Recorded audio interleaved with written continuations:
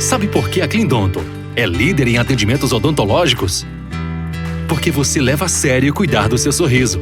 Na Cleandonto você encontra um padrão de qualidade incomparável. Clínica geral, restauração estética, clareamento dental, canal, próteses e implantes dentários, ortodontia, cirurgia dos dentes cisos e também com harmonização orofacial. Deixe a Cleandonto cuidar de você. Cirurgião dentista Dr. Frederico Vilarouca. Na Rua José Ribeiro Monte, 372, no centro de Icó. Agendamentos pelo telefone 88 99771 2120. Colégio Propósito, agora em novas instalações. O Colégio Propósito oferece o que há de melhor para o desenvolvimento e aprendizagem do seu filho. Contamos com espaço moderno e seguro, profissionais qualificados, currículo e material didático com foco no aluno.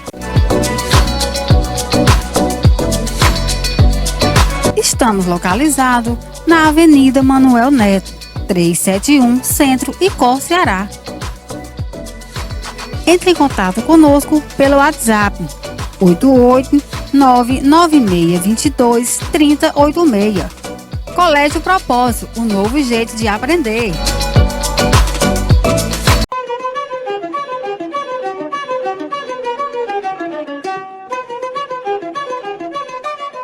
Sabe aquela comidinha feita por boinha? É aqui mesmo no Caipira. Aqui você prova da gastronomia regional com receitas típicas do Nordeste, fortalecendo nossas raízes.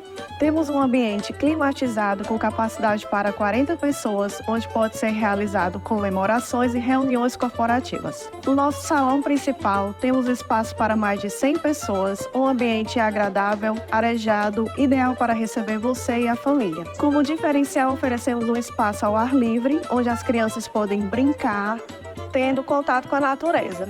Estamos localizados na BR-116, quilômetro 381, próxima à cidade de Icó, Ceará. Nosso telefone para contato DDD 889-8803-1224.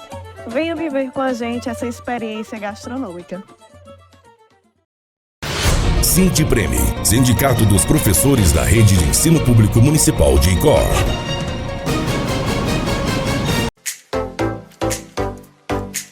Atenção você do Icó e de toda a região. Vai construir, reformar e quer economizar? A FC Home Center é o melhor lugar. Aqui você vai encontrar qualidade e preço baixo de verdade. Aqui você encontra tudo em acabamentos com as melhores marcas e ainda vai poder dividir as suas compras em até 12 vezes no cartão com parcelas que cabem no seu bolso. A melhor entrega é na FC Home Center. Grande variedades em tintas, pisos, revestimentos e muito mais. Venha nos fazer uma visita e economizar de verdade. Estamos localizados na Avenida Nogueira Acioli, número 1570. Telefone para contato 889-9352-9068. FC Home Center, tudo para sua casa e construção.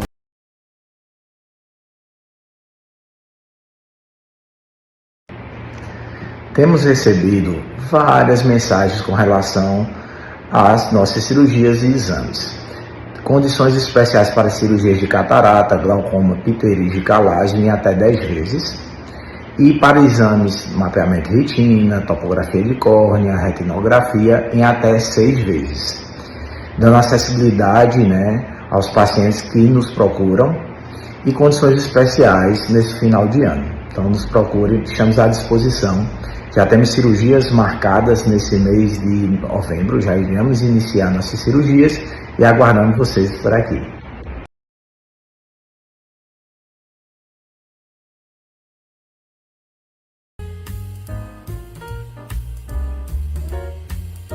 Olá, seja bem-vindo ao Café Camarada, seu programa de entrevista que recebe toda semana para uma boa conversa pessoas das mais diversas áreas: ética, filosofia, política, religião. Eu sou o pastor Ricardo Alexandre e tenho o enorme prazer de ter a sua companhia em mais uma edição do programa Café Camarada.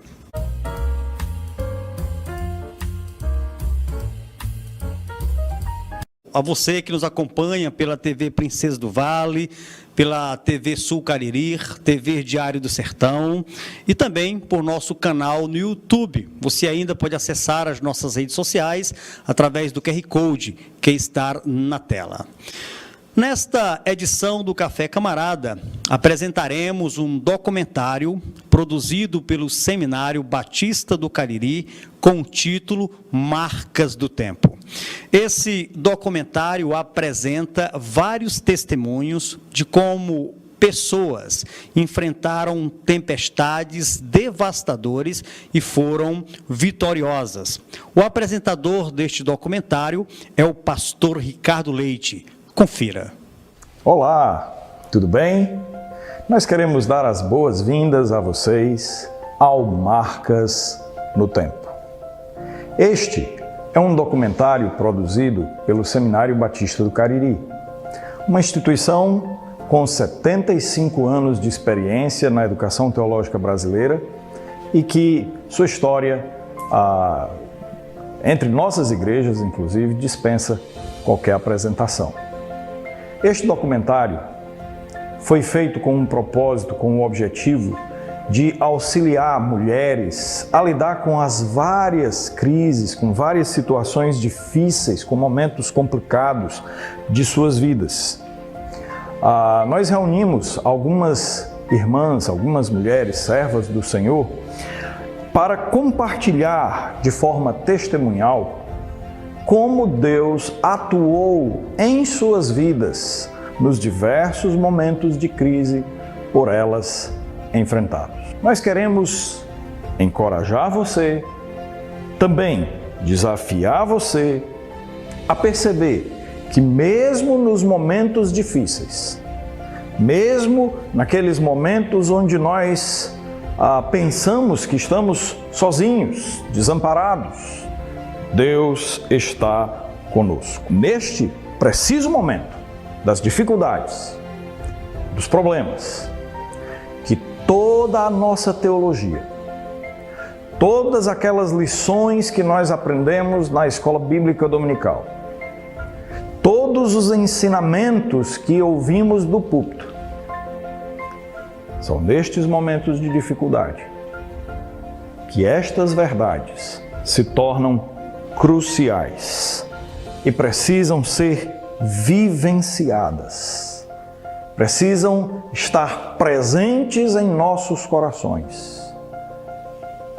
E veremos como esses testemunhos vão apresentar para você como Deus age, deixando marcas no tempo. Não sabia ler, eu ficava imaginando como é que aqueles rabiscos formavam uma palavra.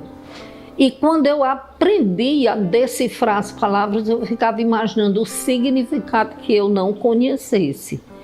E quando eu conheci o significado, aí eu passei a me deslumbrar com o ritmo, com a rima, com a mensagem, e aí querer memorizar o que eu achasse interessante.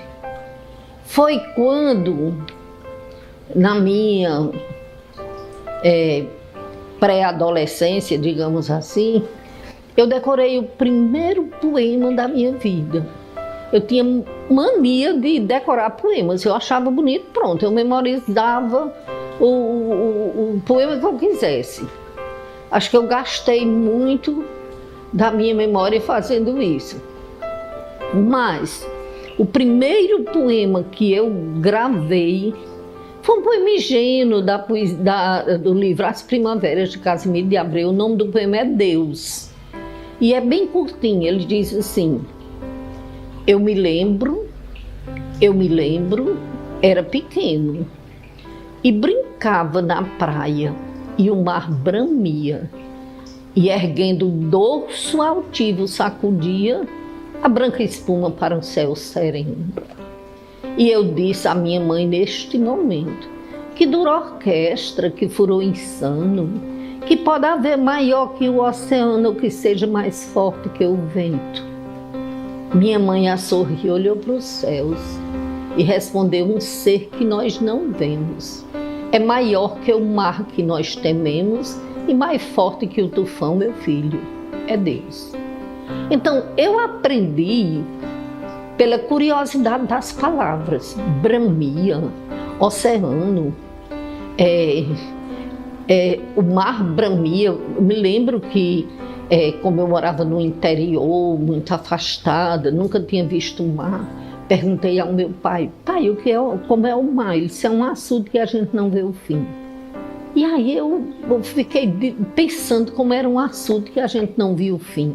Mas eu achava interessante as palavras estranhas. Então, desse anseio, dessa busca, dessa curiosidade, nasce o encontro. Do encontro nasce a identidade. Aquilo que eu acho bonito, eu quero para mim. Aí eu começo a... Por isso que a gente memoriza os versículos da Bíblia que a gente acha mais interessante. Quando eu fiz magistério, eu tive por professor de português um padre. E ele disse a mim: escolha um livro e a cada 2 anos você releia. Você vai ver que sua avaliação vai ser diferente. Você vai descobrir coisas nele que você nunca leu. É como se você imaginasse: essa cena aqui eu não imaginava, não passei por cima. Então, eu escolhi e segui o conselho, escolhi o livro e a cada 2 anos eu li o livro. Terminei lendo o livro 14 vezes. Quando o Senhor me converteu e eu fui à igreja, o pastor da minha igreja tem uma campanha que todo ano ele incentiva a leitura anual da Bíblia.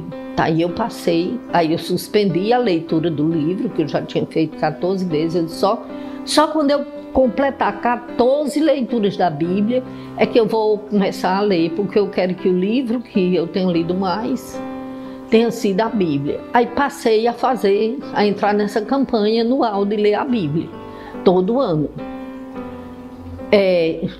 Já há 23 anos, né, que eu estou na igreja, e sempre que eu faço a leitura, me passa por trechos, eu vejo versículos que eu seleciono, temas que eu seleciono, personagens que eu acho interessante. Quer dizer, a cada ano a leitura nos fascina, a leitura nos ensina, a leitura nos faz ver algo que nós não tínhamos visto.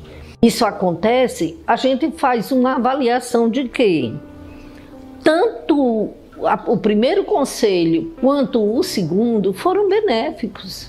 Me trouxeram saldos bons, me trouxeram respostas interessantes, me ajudaram a crescer. Estes testemunhos vão tratar de diversos momentos complicados. Por exemplo, qual seria a sua reação ao perceber que o tão sonhado momento da vida de uma mulher, o momento em que ela descobre ser mãe, e ao fazer toda a rotina médica de acompanhamento pré-natal, descobre que seu filho, ainda no ventre, protegido, guardado ali no íntimo do seu próprio corpo, ela está sofrendo de uma doença cardiopática. Acompanhe o depoimento de Sara Veloso. Essa ideia que eu tinha de que a maternidade era algo, eu vou usar esse termo, irremediável, essa noção ela se tornou mais forte ainda. Ela não foi quebrada, ela se tornou mais forte na minha maternidade.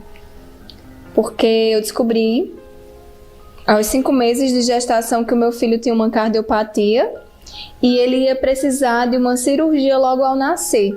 me deparei com o meu primeiro desafio, com minha primeira responsabilidade, ser forte pelo meu filho. Durante todo o processo, Saul ele fez a sua primeira cirurgia cardíaca com 9 dias de nascido, ficou 2 meses e meio na UTI, e durante todo o processo que envolveu isso, eu olhava para mim. Eu lembro que no hospital, quando eu pude ficar com ele, eu olhava para ele, olhava para mim e pensava assim: meu Deus, a única pessoa que o meu filho tem sou eu. E eu me encontro em pedaços, eu me vejo como uma pessoa fraca, alguém que também precisa de ajuda. Como é que eu vou ajudá-lo? Então eu olhava para ele e dizia: como alguém pode depender de mim? Como a única pessoa que alguém tem pode ser eu, sendo eu tão insuficiente dessa forma? Então foi aí onde eu me deparei com essa noção que anteriormente eu tinha da maternidade. É uma responsabilidade que eu sempre vou carregar comigo enquanto eu viver. De que forma eu poderia ser essa força para o meu filho? Buscando em Deus. Era a minha alternativa. Eu olhava, não vou dizer que eu olhava para o céu, porque eu estava dentro de uma UTI. A única coisa que eu escutava eram os sons das máquinas. E eu falava para Deus: Senhor, assim como o Senhor socorreu Agar no deserto, ela não tinha ninguém, o Senhor se compadeceu dela como mãe, que o Senhor possa se compadecer de mim. Eu usava sempre a figura dela.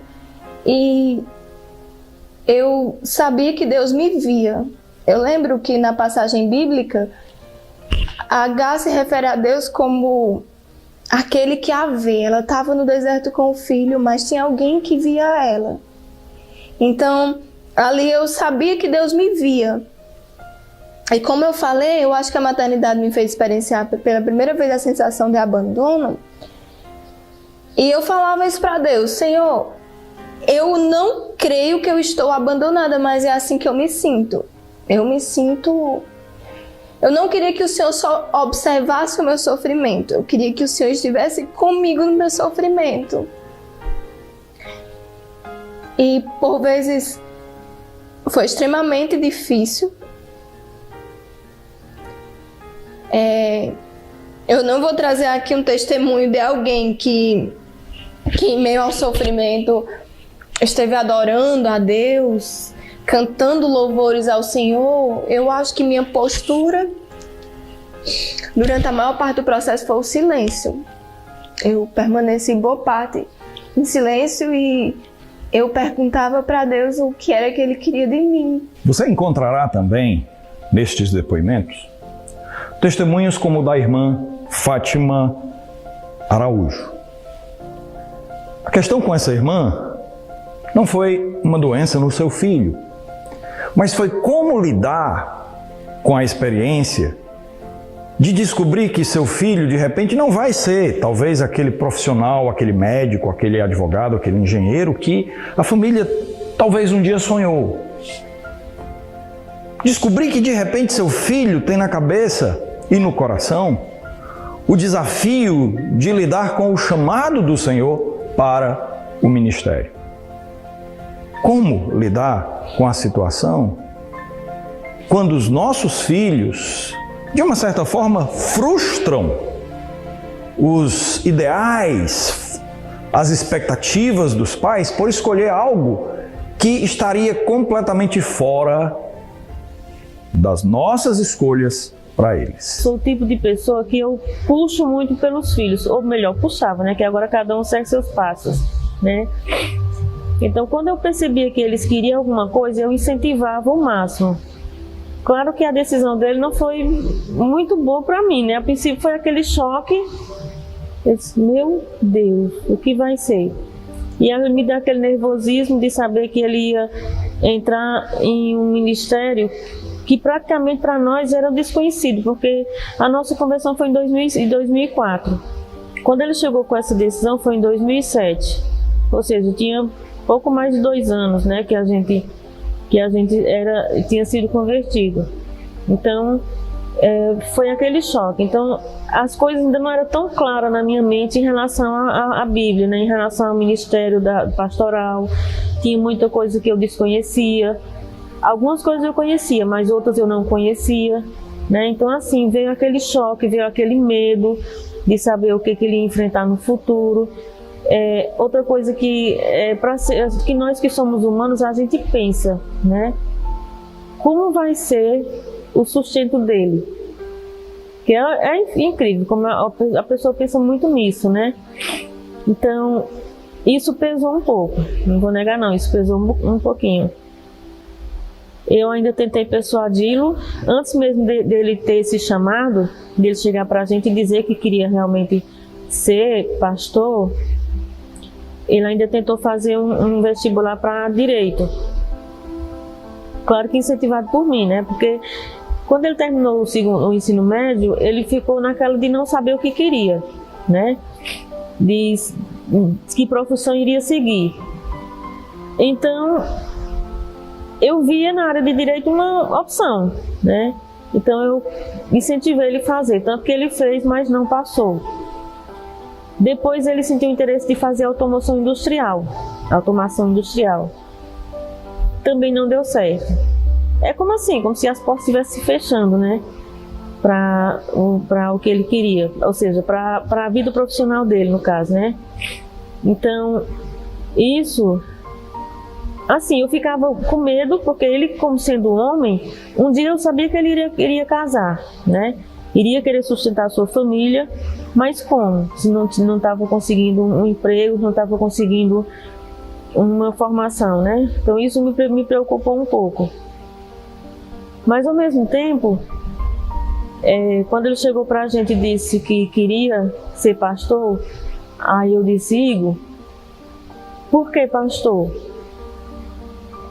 Por que você não tenta estudo, concurso? Porque você vai entrar nesse ministério sem você saber. Ele disse: não, mas é porque eu quero ser pastor.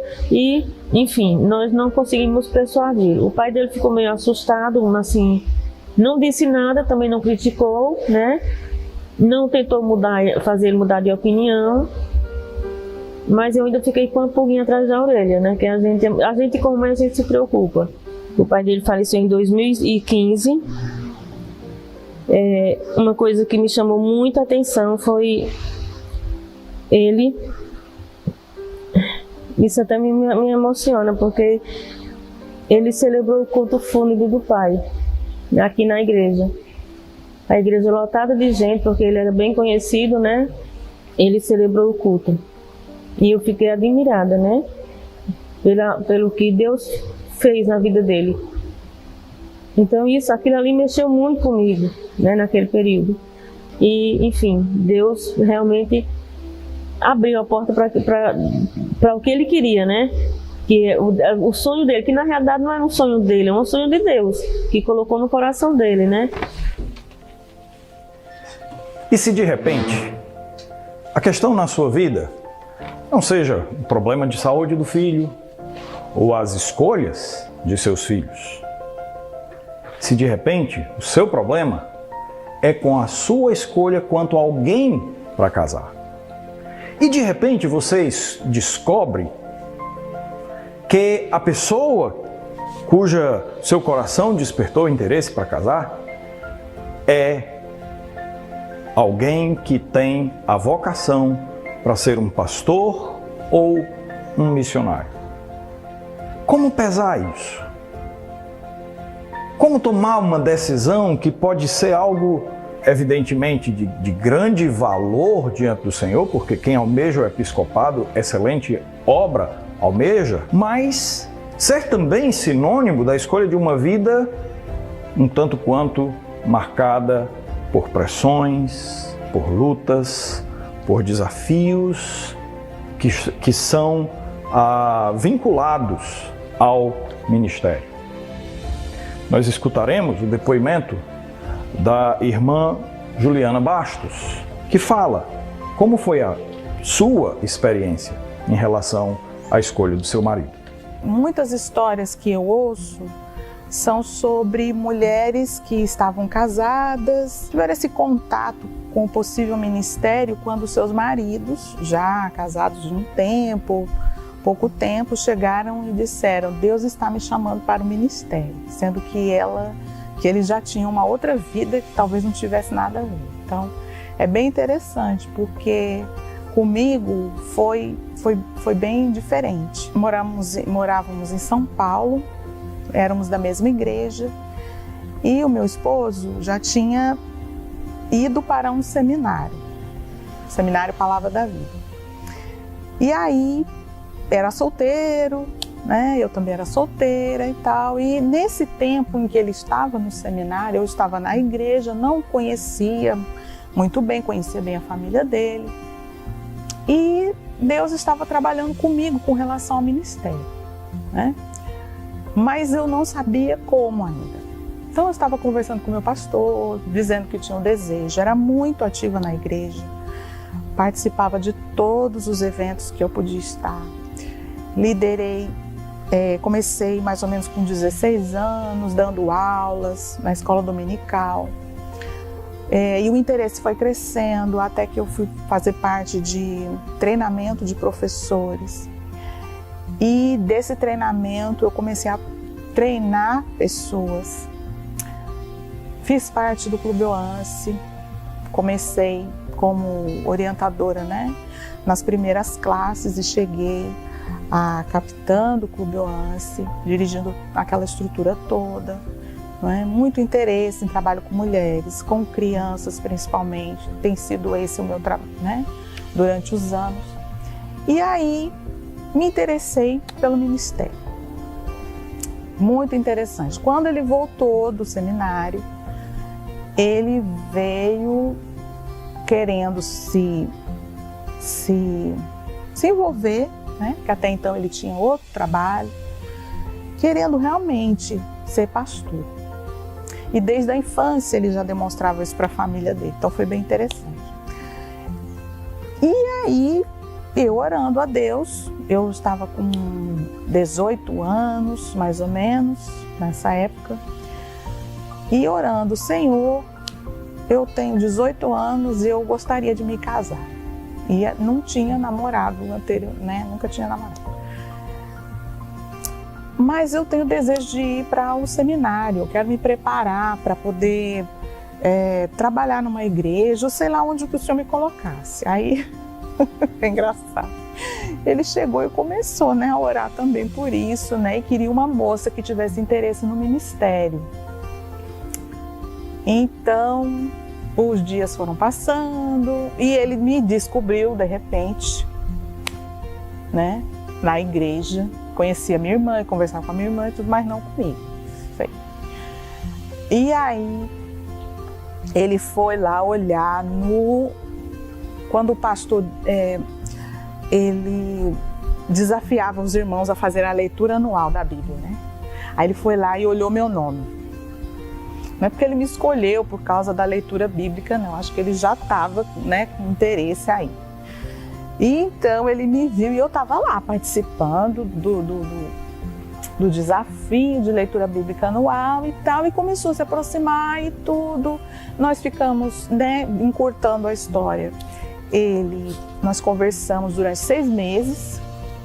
A gente queria muito ter certeza, né, de que era isso mesmo que Deus estava querendo de nós. 6 meses conversando sobre tudo, sobre filhos, sobre o relacionamento conjugal, sobre o trabalho num lugar diferente da cidade onde a gente nasceu, né, de onde a gente estava, da nossa igreja, sobre o seminário, e conversando, né, 6 meses. Aí um dia ele me perguntou, isso foi antes da gente começar a namorar assim, oficialmente, pedi ela em namoro. Ele me perguntou: Juliana, e se Deus te desse um pastor para casar? A gente estava falando em casamento, 6 meses, né? Eu disse: bom, eu casaria, Se Deus me der um pastor para casar, eu caso. Aí pronto, foi muito engraçado, porque eu não sei se ele ainda tinha algum receio, algum medo, não sei. Eu sei que aquele dia foi confirmado de que nós estaríamos juntos no ministério, com certeza, porque eu tinha uma convicção muito forte e um desejo muito grande de ser melhor treinada para estar no ministério. Não sabia como, e de repente Deus desenhou as coisas de uma maneira que eu não imaginaria.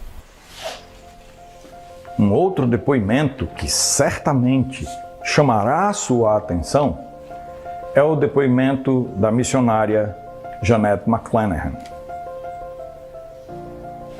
Você a conhece, talvez, ou pelo menos de ouvir falar, porque ela é missionária no Brasil desde quando eu me entendo por gente. Talvez ela tenha mais tempo de Brasil do que eu de vida. E ela, no seu depoimento, vai falar que o seu primeiro campo missionário não foi o Brasil. Seu primeiro campo missionário foi a sua própria família.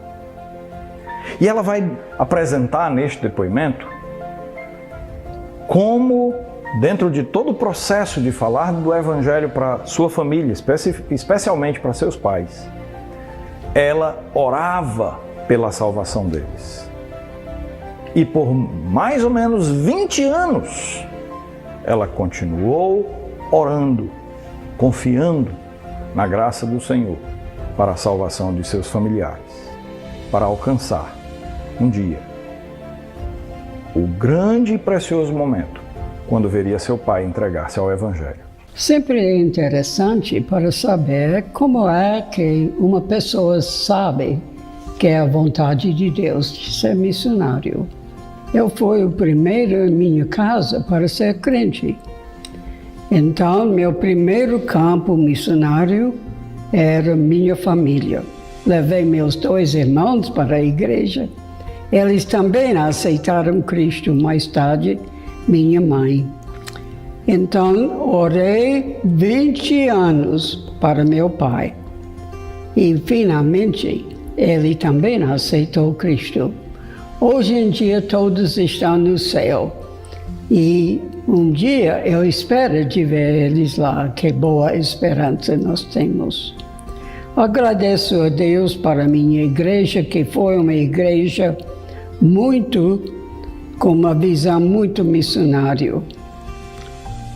E certo dia, um missionário chegou, Dona Bernice Land, e ela era da minha cidade e tudo. E então eu conheci ela.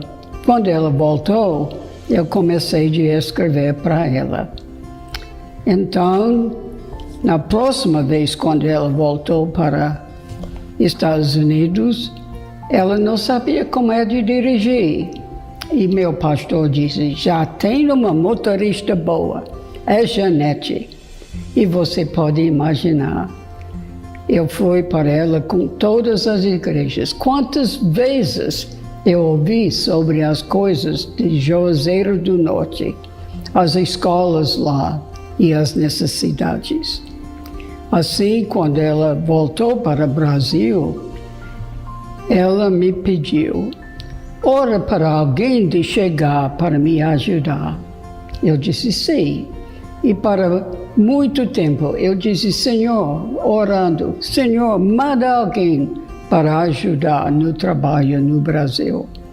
Assim, não somente que eu orei, mas também mandei dinheiro. Ela estava construindo uma casa, comprei tijolos e tudo, e Deus me abençoou. Assim, Deus supriu todas as minhas necessidades.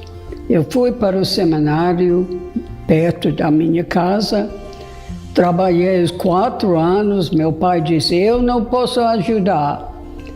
E eu disse, mas meu Deus, segundo as suas riquezas, há de suprir. Assim Deus me deu um trabalho para ser uma empregada em uma casa. E todos os dias estava indo lá para trabalhar e tenho tempo também para estudar. Assim que os dias e anos estavam passando e finalmente chegou para o último ano. No último ano ainda eu não sabia. Onde é que eu vou, Senhor? Eu quero ser um missionário. Todo mundo disse, você vai para o Brasil.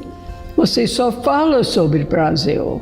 Mas eu disse, eu quero isso, é a vontade de Deus.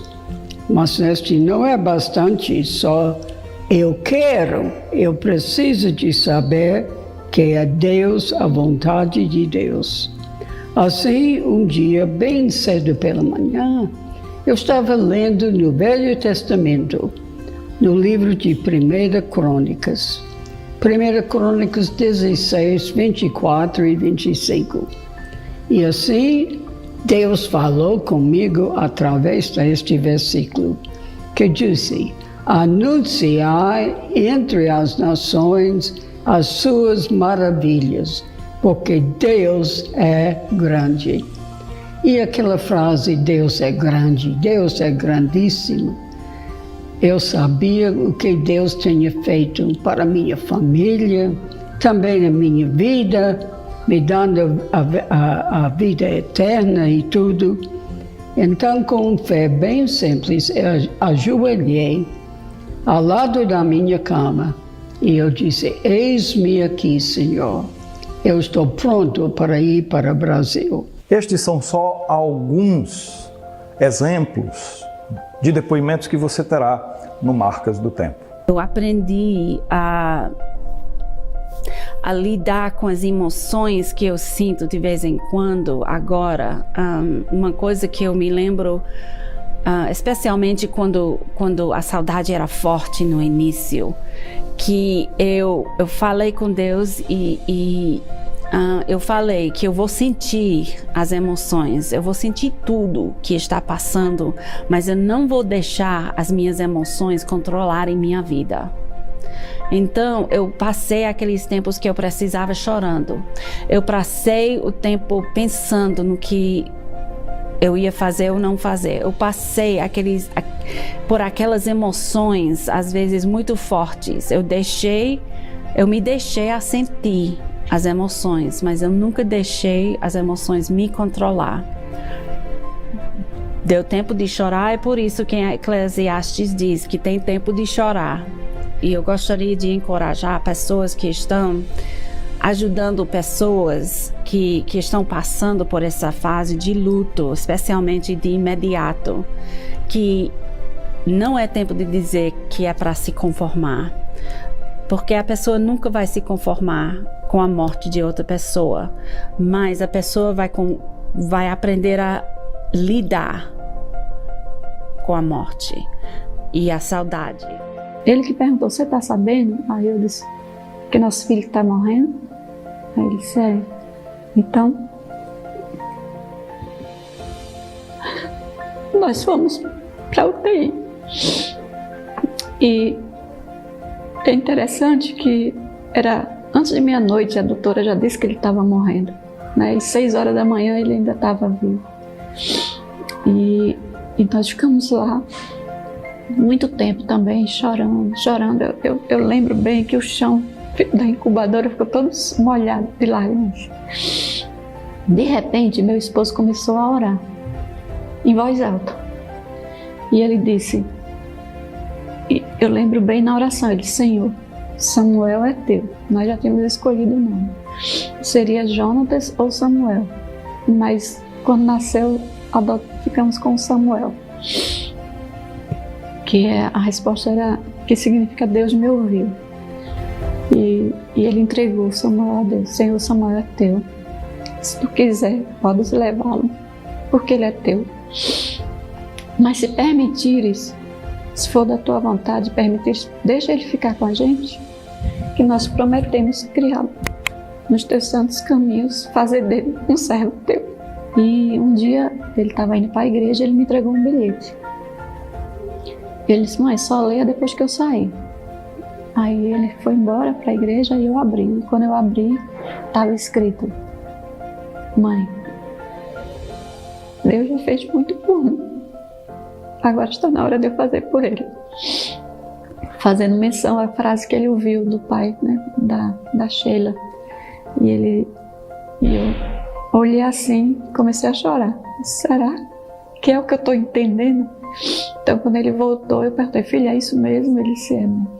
Hoje eu tenho certeza que Deus está me chamando para o ministério. Não é família, não é amigos, é Deus me chamando. Deste modo, não perca mais tempo. Clique no link da descrição deste vídeo, faça sua inscrição e tenha acesso a todo o conteúdo. Eu quero dizer para você que não sei por quanto tempo este curso estará disponível. E eu garanto um preço promocional para quem se inscrever até ao dia 23 de agosto. Depois dessa data, não sei qual o valor, não sei se ainda disponibilizaremos estes depoimentos, mas o que eu garanto a você é que de hoje até o dia 23 você consegue um bom preço para ter acesso a todo o conteúdo que diz respeito aos depoimentos, a resumo em PDF e outras coisas que estarão disponíveis ali. Você pode pagar por meio de boleto bancário, por meio de cartão de crédito ou Pix. Lembrando que por boleto bancário teremos que esperar a compensação bancária. Mas pagamentos por cartão de crédito e Pix, a liberação é praticamente imediata. Então faça a sua inscrição, garanta já a sua vaga neste curso e aproveite todos os depoimentos. Quero dizer ainda que amanhã nós teremos um momento ao vivo para você participar, para você poder ser edificada. E neste momento ao vivo teremos também algumas surpresas ali. Quero dizer ainda que se em até 7 dias depois que você se inscreveu, você entender que não deseja mais, nós garantimos a devolução do seu dinheiro. Se em 7 dias você não sentir que foi edificada com os depoimentos, com o material recebido, você terá 100% do valor investido. Então, muito obrigado por sua atenção até aqui. Nosso pedido a Deus é que o Marcas no Tempo deixe marcas na sua vida. Muito obrigado.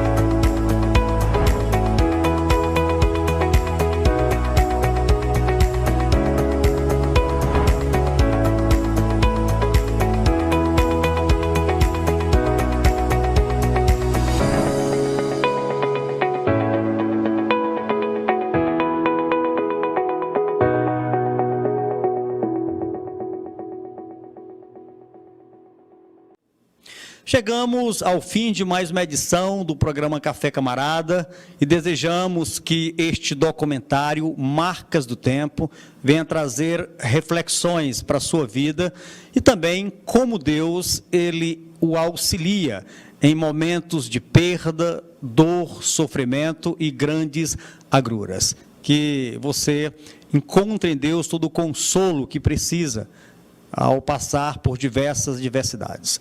Se Deus nos permitir, estaremos de volta na próxima segunda-feira. Um forte abraço e até lá.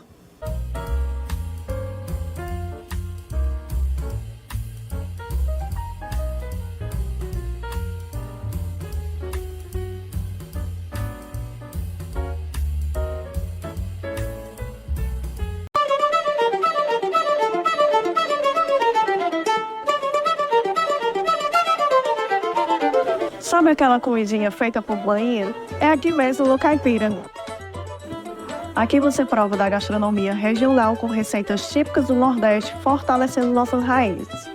Temos um ambiente climatizado com capacidade para 40 pessoas, onde pode ser realizado comemorações e reuniões corporativas. No nosso salão principal, temos espaço para mais de 100 pessoas, um ambiente agradável, arejado, ideal para receber você e a família. Como diferencial, oferecemos um espaço ao ar livre, onde as crianças podem brincar, tendo contato com a natureza. Estamos localizados na BR-116, quilômetro 381, próxima à cidade de Icó, Ceará. Nosso telefone para contato DDD 889-8803-1224. Venha viver com a gente essa experiência gastronômica.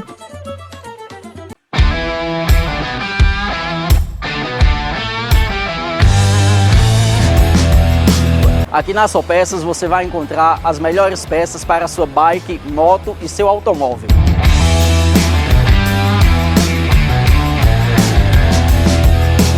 Temos para vocês o melhor atendimento e, claro, o melhor preço da cidade. Lembrando a todos os clientes que temos uma grande parceria com a Paulista Car, realizando todo tipo de serviço para o seu veículo automotor.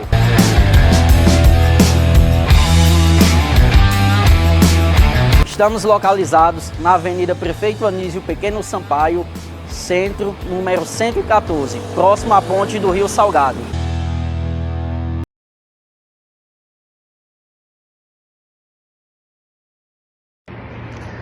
Temos recebido várias mensagens com relação às nossas cirurgias e exames. Condições especiais para cirurgias de catarata, glaucoma, pterígio e calagem em até 10 vezes. E para exames, mapeamento de retina, topografia de córnea, retinografia, em até 6 vezes. Dando acessibilidade, aos pacientes que nos procuram e condições especiais nesse final de ano. Então nos procurem, estamos à disposição.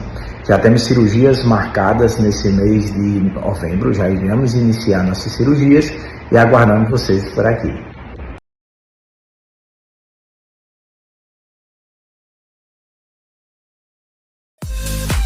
Em Icó, você pode contar com a Louro Tintas. Tecnologia em tintas automotivas. Anote aí os nossos telefones e WhatsApp. DDD 889-9226-8687 ou 99633-8499. Louro Tintas Automotivas. Sindipreme, Sindicato dos Professores da Rede de Ensino Público Municipal de Icó. Com sua vasta experiência e dedicação à medicina, o Dr. Fábio Nobre oferece um cuidado excepcional para a sua saúde gástrica. Atendendo na renomada e moderna Medical São Lourenço, ele realiza consultas e exames fundamentais, como a endoscopia digestiva, assegurando uma boa experiência durante o exame e com muita segurança, além de oferecer um tratamento completo e eficaz. Agende sua consulta e seu exame pelo WhatsApp DDD 889-9869-6619 ou faça uma visita presencial na Rua Francisco Maciel, número 2414, no centro de Icó, Ceará. E tenha uma experiência única em cuidados médicos. Dr. Fábio Nobre. Brasil Modas.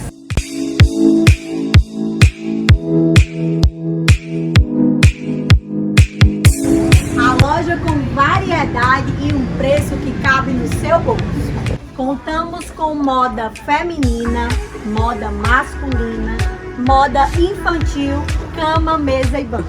E ainda temos um espaço completo e diversificado para o seu bebê. Enxoval completo, jogos de bolsas, roupinhas e acessórios. Faça as suas compras com facilidade. 10% de desconto nas compras à vista e ainda dividimos no cartão em até 6 vezes sem juros. Brasil Modas, a loja que veste você.